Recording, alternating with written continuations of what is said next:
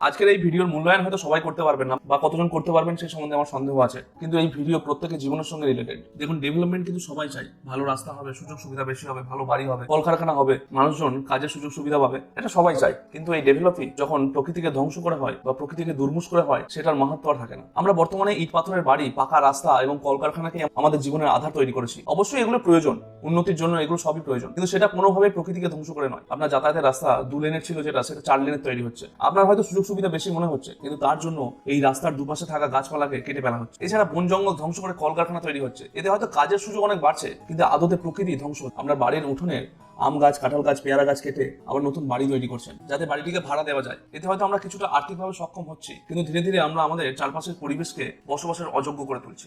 একটা কথা কিন্তু সবসময় মাথায় রাখবেন, বন জঙ্গল ধ্বংস করে বা প্রকৃতিকে নষ্ট করে যে ডেভেলপমেন্টের দিকে আপনি এগিয়ে যাচ্ছেন, সেটা কোনোদিনই ডেভেলপমেন্ট হতে পারে না। সেটা আপনার পৃথিবী ধ্বংস করার প্রথম পদক্ষেপ হতে পারে।